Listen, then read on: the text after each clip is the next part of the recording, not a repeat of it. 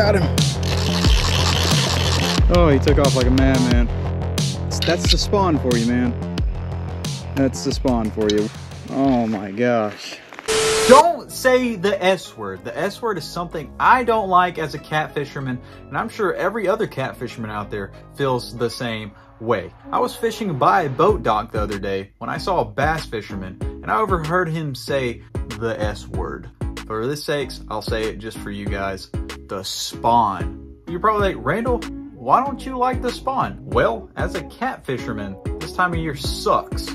Completely is doo-doo, don't like it at all. And you're probably asking another question. Well, Randall, why does it suck? Bass fishermen like it, crappie fishermen like it.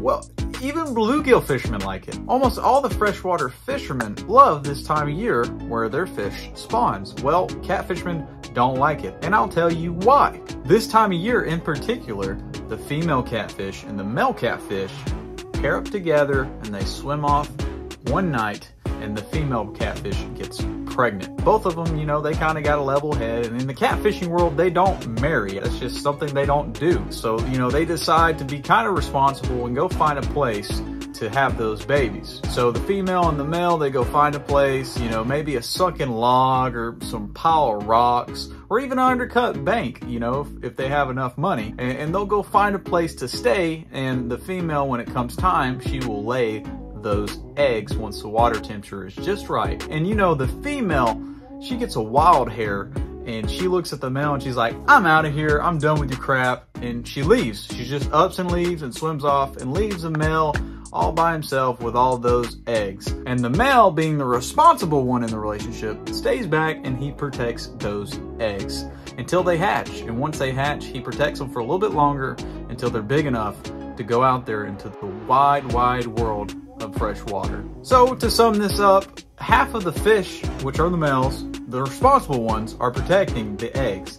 The other half, which are the females, they're out there somewhere in the river messing around, doing whatever they want, because they don't care about those stinking male fish. They're just out there doing what they want. So for a cat fisherman, this means that half the fish are out there swimming around and half of them aren't. So half of the population of catfish are basically AWOL for a while. So it's going to be a little bit harder catching fish out there. Another thing to take into consideration is that all fish don't spawn at the same time. You know, they may spawn early summer, late spring, all the way to August. It really just depends on the fish and the body of water. You know, sometimes in bigger bodies of water, for example, a river, maybe downriver they're spawning and maybe upriver they're not. It really just depends on where you're at in the country and the water temperature. Really, that 70 to 73 degree range is when they start spawning, and this makes everything super tough. So in today's video, we're gonna go try to fish during the spawn and see if we can catch some catfish. I'm gonna show you guys some tips and tricks along the way. So stick around, it's gonna be a great video. I'm glad you guys are with me. And don't say the S word. Don't say it.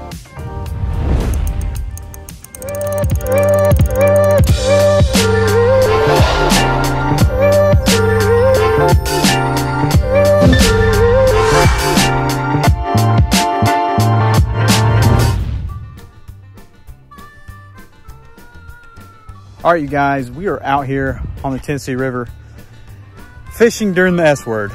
I don't like saying that word. I'm not gonna say it throughout this video. I'll refer to it as the S word, and that's it.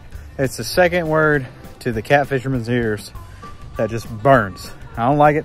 I'm not gonna say it. We're out here on the river and we're fishing a deep ledge. Now, do I know if there's fish here?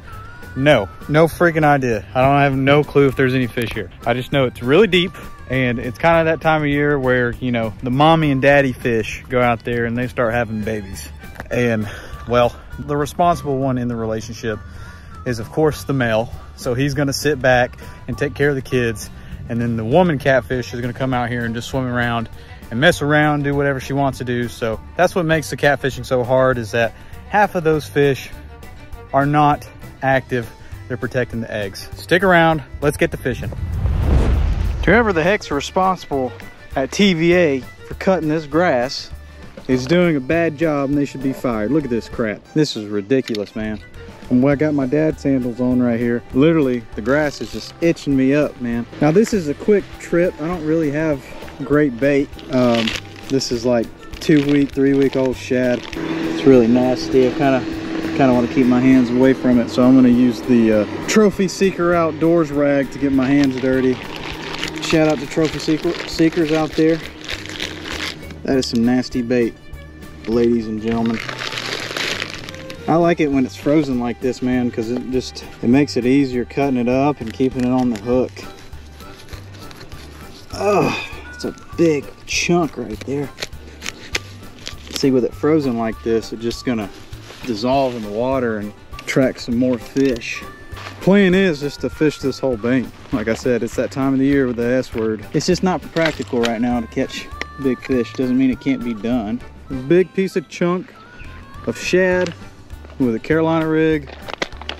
We're gonna walk over here, fishing really deep water. I want to bet my money on big ones moving, but you never know out here.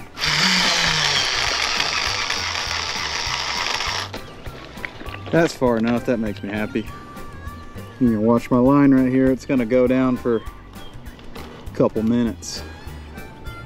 All right, if you're asking what I'm doing, I'm reeling my bait in to fill the bottom. I'm gonna tighten up this right here. This controls my sensitivity when my spool's open, and I want to control that sensitivity so I can put this clicker feature on and have the clicker feature a little bit tight. I don't like it too tight, but tight enough where if a fish takes off, I'll hear, you know, just a little alarm. I don't like running a tightened spool with that crap. This ain't very good ground, so if I hooked into a big fish, he would literally he would take my pole and go home. Let's get some more baits on and see what we can do.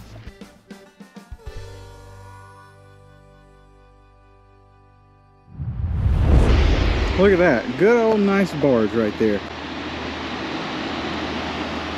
Two gentlemen right there on it.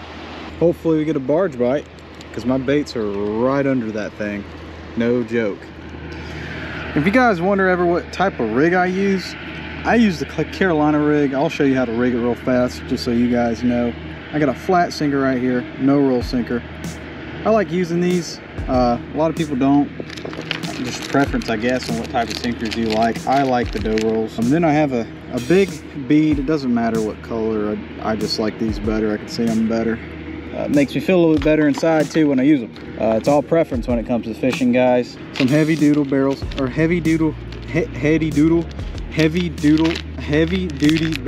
right here. And what I'm gonna do, I'm just gonna tie my knot. I'm gonna use a Palmer knot. This is probably the only knot you'll ever need in your life, unless you want to get fancy with it. So Palmer knot, we'll loop around like that, go through, pull, go back through right there, pull tight, both lines. There you go. Palmer knot, donezo.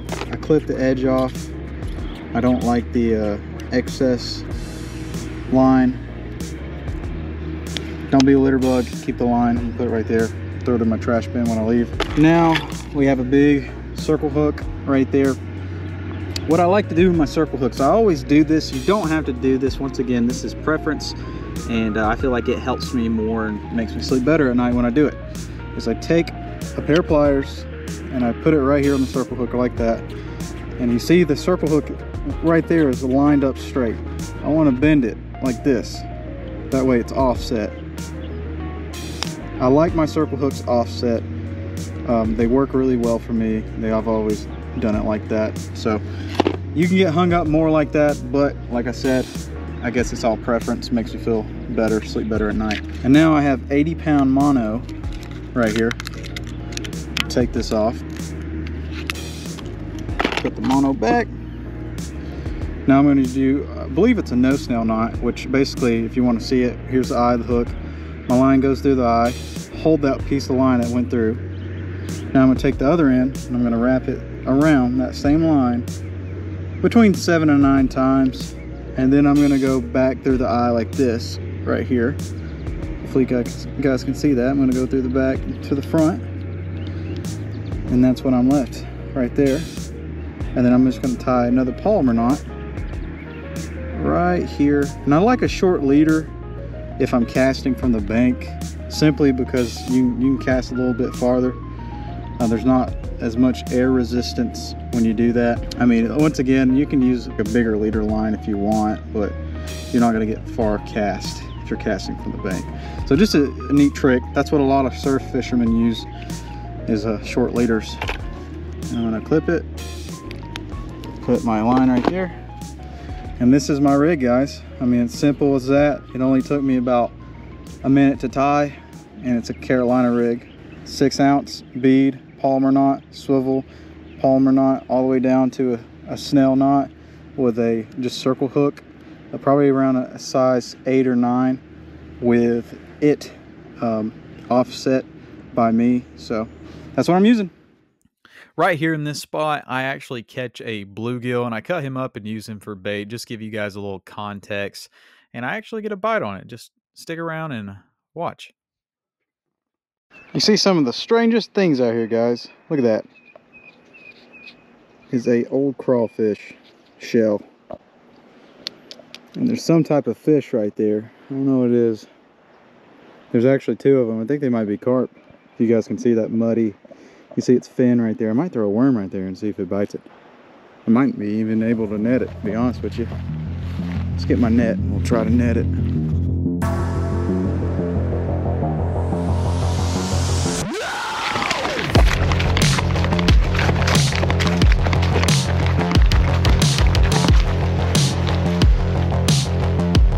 Is he still here?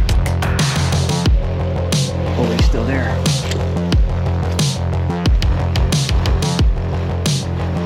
Oh, he took off like a madman.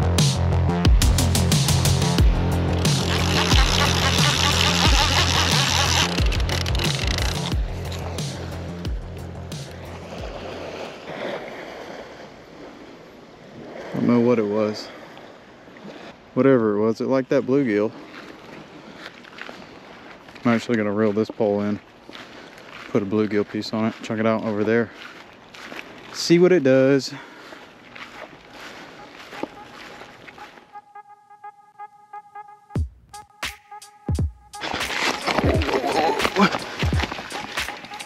Packing up to go leave. And some fucking business going on here. I believe we got a flathead. See the line? Watch it move. It may be a small flatty. I'm not gonna set the hook just yet. I'll give him some line. Still taking, still taking. He's getting a little bit faster now. Let him take. He's still swimming with it. Alright, let that line tighten up.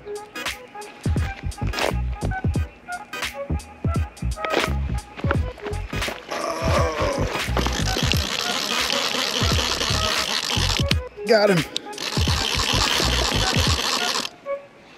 Oh no! No! He came off! Man. Oh, dude, that sucks. Oh, I'm stuck in a snag, man. Oh my gosh. You can't catch them all, right? Spin out here. That's the spawn for you, man. That's the spawn for you. 1 bite. Well, actually 2 bites in 2 hours. 1 miss, and then this. I mean, I was packing up to go leave, man. Past my bedtime. This is the reality of fishing, man. You don't come out here and you don't catch fish every single time.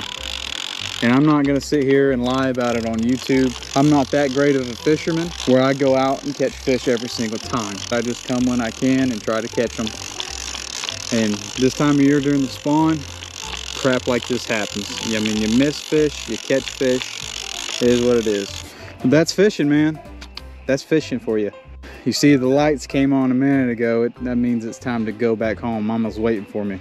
My woman's waiting for me. She's probably sick in bed asking, what's that man doing out there? It is past his bedtime, and I agree.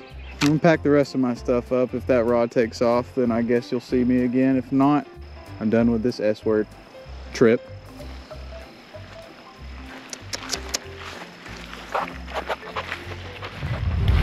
Well guys, we didn't catch no fish in this video, but that's okay. We went fishing and we had some fun. I'm going to keep it 100% with you guys. The spawn is really hard to fish. I only fished for about 2.5 hours, really 2 hours after getting set up. And I got 2 bites during that time, which is really not that bad, but the spawn really hinders the bite a lot. For you guys out there fishing during the spawn, don't get discouraged fishing. I'm not the greatest fisherman ever, nor will I ever claim to be the greatest fisherman ever. I'm still learning, just like you guys. If you're fishing during the spawn right now and you're getting skunked, don't worry. I got skunked too, and I get skunked a lot more than you guys think. I just so happen to get lucky sometimes when I go fishing. So I hope you guys enjoyed that video. Good luck out there when you're fishing during the spawn. I appreciate you guys watching. Peace, love, God bless. And don't say the S word. Don't say the S word. But fish on, my friends.